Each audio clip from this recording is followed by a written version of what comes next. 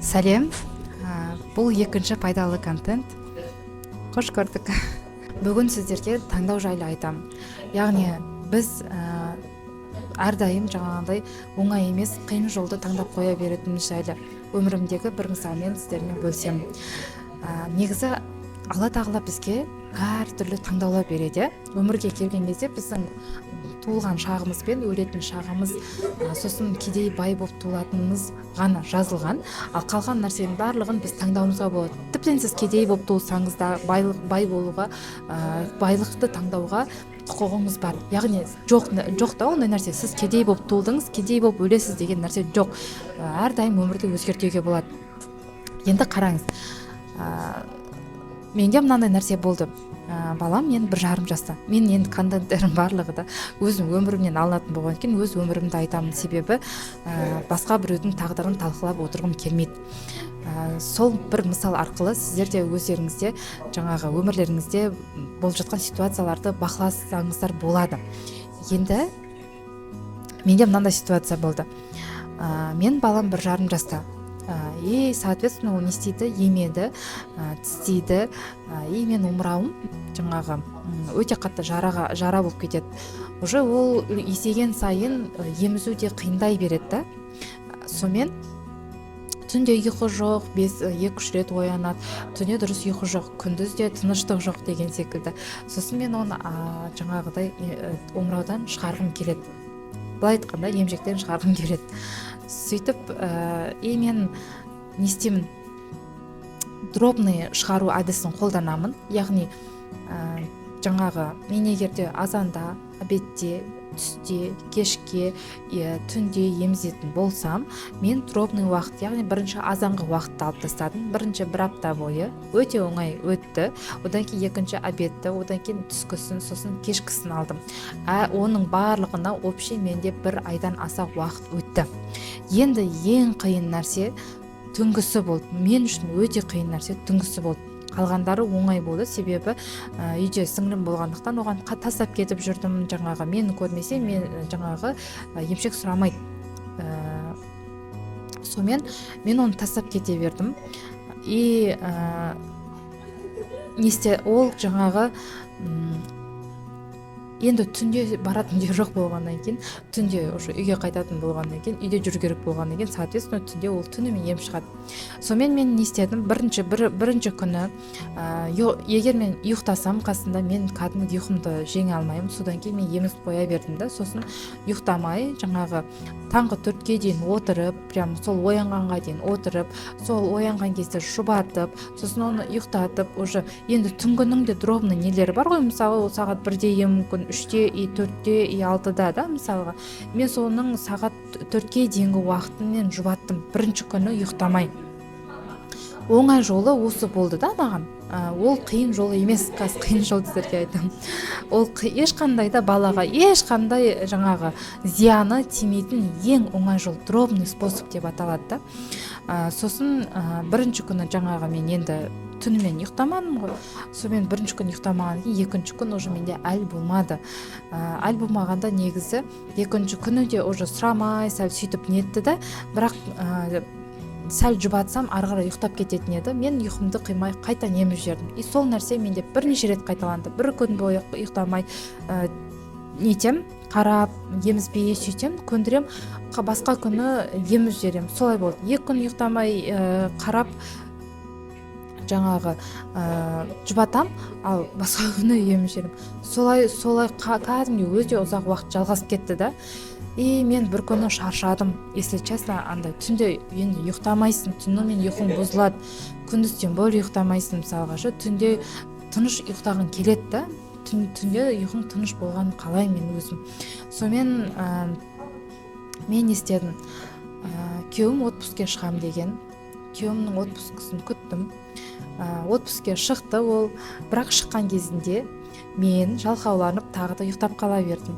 Сонымен үші или төрті ол біріне шығады отпускке, үші болып жатады. Уже мен ұйықтап жатырмын ғой, отпускке негізі бірге шығарамыз деген уже жоспар бар еді. Уже сол нәрсе таңдалып қойған еді, бірақ біз соны орындаған жоқпыз. Но емшектен шығару деген жоспар болғандықтан, таңдау болғандықтан, шешім қабылдағандықтан уже ол шығу керек болды да сол уақытта.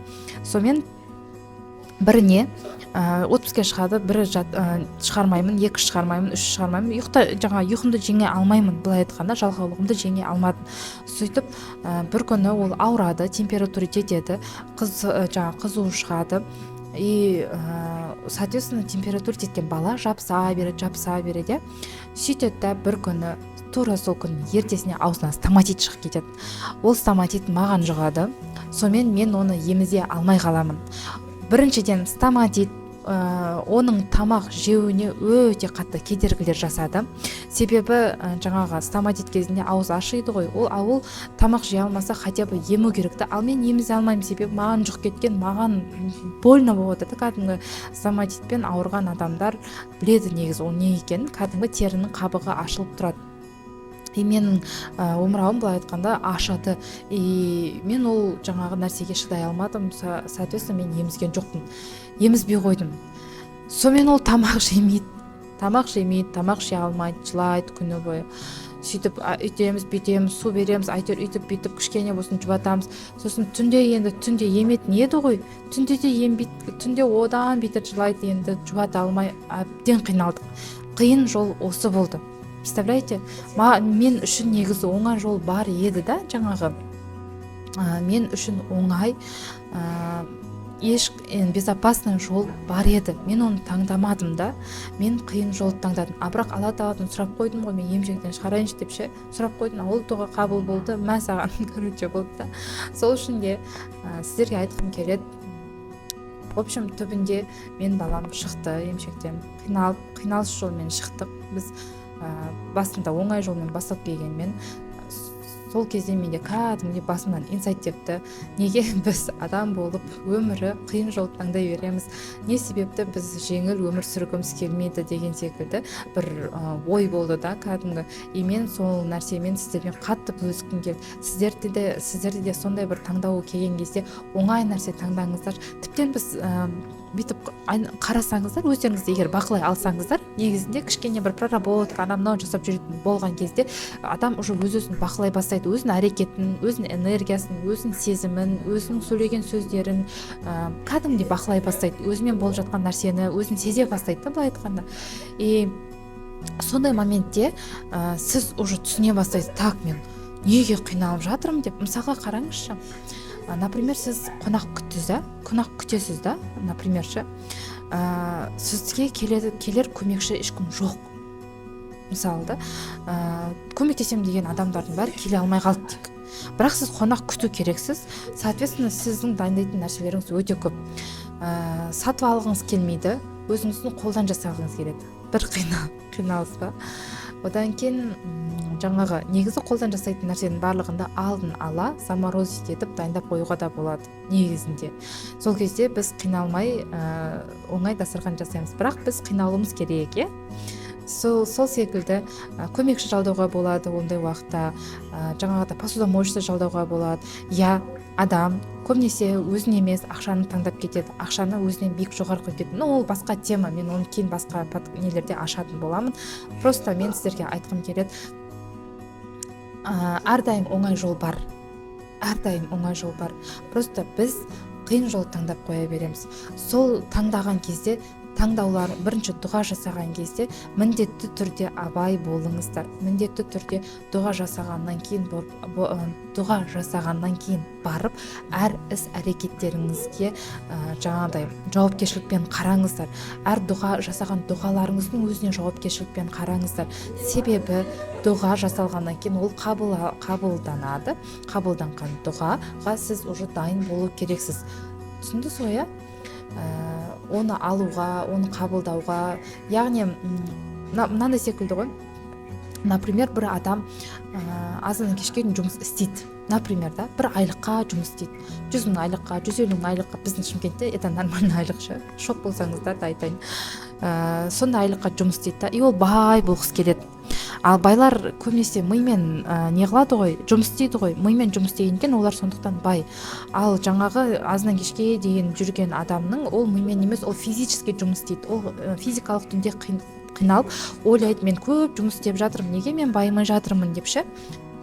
Яғни дұға жасайды Алла тағалаға, мен байлықты қалаймын, мен байығым келеді, мен көп ақша тапқым келеді деп дұға жасайды, бірақ әрекеті не то, ештеңе өзгерткісі келмейді, жаңағы өмірінде бір әдеттерді өзгерткісі келмейді.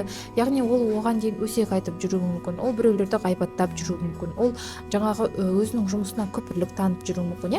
Әртүрлі енді адамның ішкі ниетіне де байланысты, ішкі ниетіне кіріп шықпағаннан кейін мен айта алмаймын, бірақ сондай болуы мүмкін. И сол нәрсенің біреуінде ол өзгертпейді, бірақ дұға жасалып қойды ғой, дұға жасалып қойды. Жасалған дұғадан кейін не болады деп ойлайсыздар? Әрине ол қарызға кіріп кетеді. Әрине қарызға қалай кіріп атқанын өзі де білмей қалады. Ойлайды жаңағыдай, енді келесі айда жаба саламын, сөйтіп анадан алып анаған береді, басқадан алып оған береді, келесі айда жаба саламын, айлықтан жаба саламын. Түбінде қарызы өсіп кеткенін өзі білмей қалады.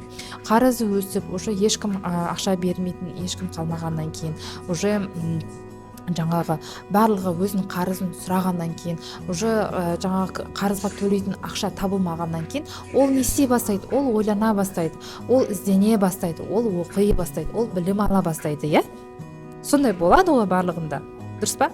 Вот сіздерге неге сол нәрсені жаңағы басында, бастапқыда 100 мың теңге айлық алып, вообще қарызсыз, ешқандай қарыз болмай жатып, сол нәрсені байлыққа просто так жетуге болмас еді. Болар еді негізінде. Бірақ та біз адамдар қиын жолды таңдағанды жақсы көреміз. Біз эксперимент, эстафеталы өмірді жақсы көреміз. Сол үшін де мен сіздерге осы бір таңдау жасаған кезде оңай нәрсені таңдаңыздаршы, оңай жол бар, жеңіл жол бар деген ниетпен осы видеоны жаңағыдай жасадым, осы нәрсемен бөлістім. Ұнаса лайк басып комментарий қалдырыңыздар.